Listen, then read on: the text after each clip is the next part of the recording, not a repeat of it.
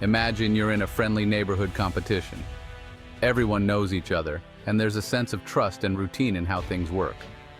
Your neighbor Canada sells you great maple syrup, sweet, pure, and famous around the world for its quality.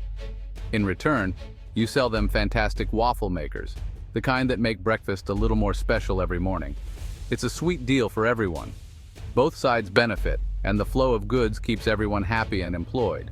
But one day, you want to sell even more waffle makers, so you decide to make Canadian syrup more expensive for your own customers. The hope? By raising the price of Canadian syrup, people will start buying your syrup instead, even if it's not quite the same. This was President Trump's approach: slap tariffs, which are essentially taxes, on Canadian goods to protect American industries and give them a fighting chance. The goal was to revive U.S. factories, bring jobs back home, and restore pride in American manufacturing.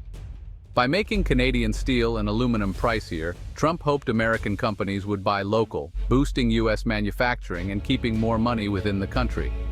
The message was clear: America first, and a return to the days when American factories were booming and jobs were plentiful. The administration argued that other countries, even close allies like Canada, had taken advantage of the U.S. for too long, benefiting from trade deals that weren't fair. Tariffs were a way to force renegotiation of trade deals, putting pressure on partners to agree to terms more favorable to America and its workers. The logic seemed simple: make foreign goods cost more, people buy local businesses thrive, and jobs return. It was a straightforward plan, at least on paper. The tariffs on Canada were a key test of this theory, a real-world experiment with high stakes for both countries. But as with many simple plans, reality had a few surprises in store. The effects rippled out in unexpected ways. The U.S. and Canada's economies are deeply connected, with supply chains crossing the border multiple times, making the impact of tariffs unpredictable and complex. The plan was a high-stakes gamble, betting that America held all the cards and could force its neighbors to play by new rules. The administration believed this bold move would send a message to the world. The U.S. was done playing by old rules and ready to stand up for itself. The stage was set for a major economic shift, with hopes of a manufacturing renaissance and stronger American industries. But would tariffs really bring prosperity back to America's industrial heartland, or would they create new problems for businesses and workers? The answer, as it turned out, was far more complicated than anyone expected, with winners and losers on both sides of the border. The promise was clear, but the results would soon reveal the true cost of this strategy, both economically and politically. The world was watching closely to see if tariffs could deliver on their big promise, or if they would backfire in unexpected ways. And as events unfolded, both countries would face unexpected challenges, from supply chain disruptions to rising prices for everyday goods. The simple plan was about to meet the real world, where every action has consequences, and nothing is ever as easy as it seems.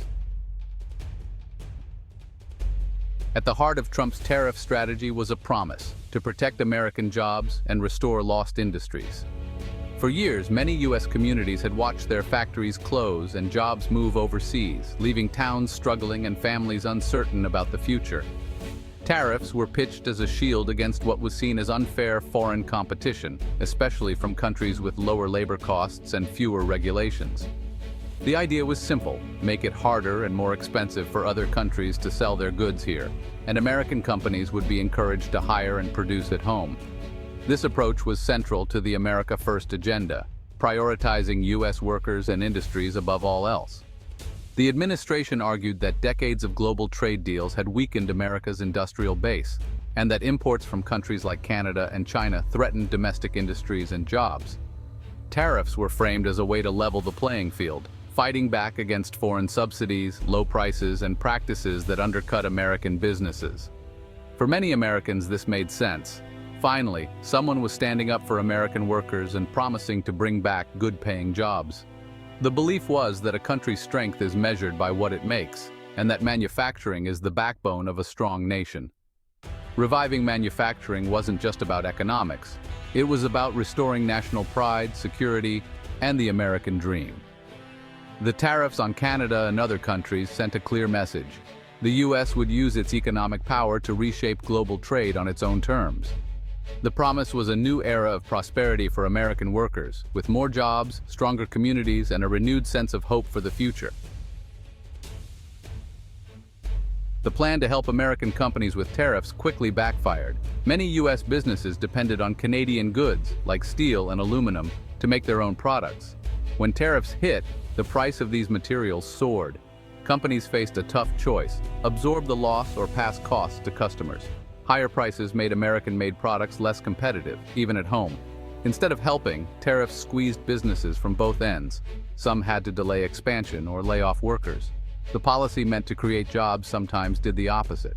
The modern supply chain is complex. A tariff on Canada often hurt U.S. companies just as much. Boat builders, construction firms, and even Harley-Davidson felt the pain. Prices rose, sales dropped, and profits shrank. The tariffs, meant as a shield, started to feel like a self-inflicted wound. The simple plan to boost manufacturing proved far more complicated. For many, the pain was immediate and real. The unintended consequences were hard to ignore. Many expected Canada to fold under U.S. tariffs, but Canada hit back, fast and hard. Instead of backing down, the country responded with remarkable speed and determination, catching many observers off guard. The Canadian government announced its own tariffs on American goods, targeting products that would get attention in the U.S. These measures were carefully chosen to maximize their impact and send a clear message. Items like ketchup, bourbon, and orange juice suddenly cost more in Canada. Everyday shoppers noticed the changes, and American producers felt the sting almost immediately. These choices put political pressure on key American states and industries. By focusing on regions vital to U.S. politics, Canada made sure its response would be felt where it mattered most. Canada also supported its own steel and aluminum companies with financial aid. This helped protect Canadian jobs and kept the industries strong during uncertain times. A Buy Canadian movement swept the country, boosting local businesses. Canadians were encouraged to support homegrown products, and many responded enthusiastically. Canadians rallied together, feeling unfairly targeted. Communities across the nation showed solidarity, standing up for their workers and industries. The response was united and patriotic, surprising many in the U.S. The sense of national pride was stronger than ever, and it was clear Canada would not be intimidated. Canada refused to be a passive victim, showing confidence and resolve. Leaders, workers, and business owners all played a part in this determined stand. The government's clear communication calmed fears and sent a strong message to Washington. Canadians knew their leaders were taking decisive action. Canada was not going to be pushed around. The country's resolve was on full display for the world to see. This counterpunch set the stage for a new chapter in the trade relationship. Both sides now had to reconsider their strategies moving forward. Canada's actions showed it could stand up for its interests. The message was clear: Canada would defend its economy and its people. The world took notice of Canada's strength and unity.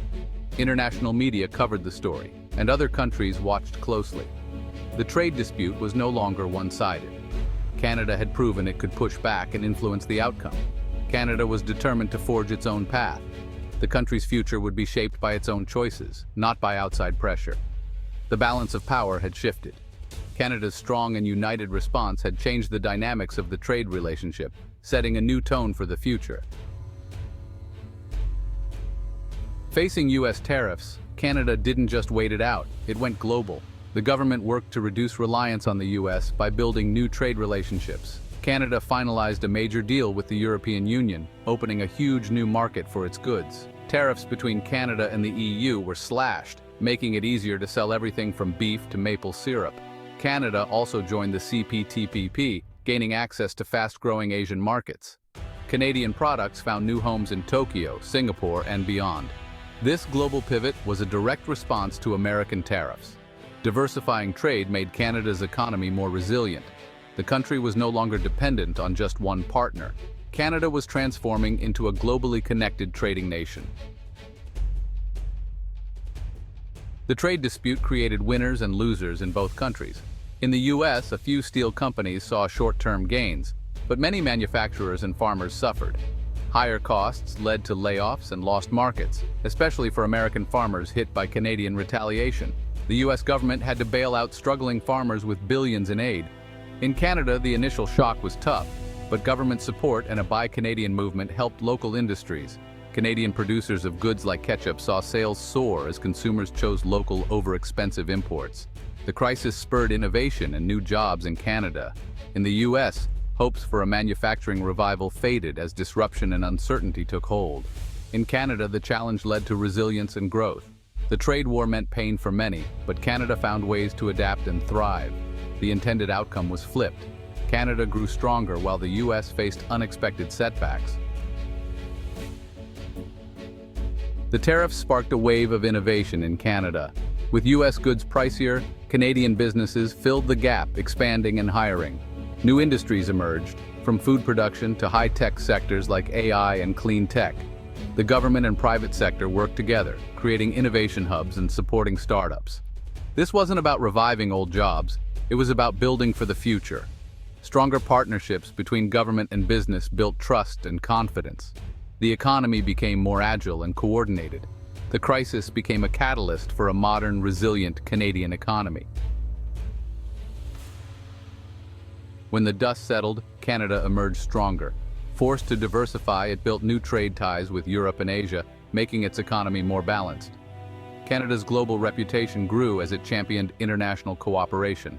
The Buy Canadian movement fostered national pride and unity. Canada's resilience and adaptability became its greatest strengths. The attempt to weaken Canada backfired. Canada stood taller. It gained a stronger global standing and a more unified population. The country turned a threat into a catalyst for transformation. Canada thrived, showing how adversity can lead to unexpected power. The US-Canada trade battle taught us that simple solutions like tariffs have complex consequences. American companies and farmers learned that hurting a neighbor can hurt you too. Economic pressure doesn't always lead to submission. It can inspire innovation and unity. Canada's smart retaliation and global pivot turned a disadvantage into an advantage. The episode highlighted the importance of diversification. Don't put all your eggs in one basket. Canada's new trade deals made its economy more stable and robust. Cooperation proved more powerful than confrontation. Canada's success came from building bridges, not walls. In today's world, strength comes from partnerships, not isolation. The real lesson, working together, is the best path to prosperity.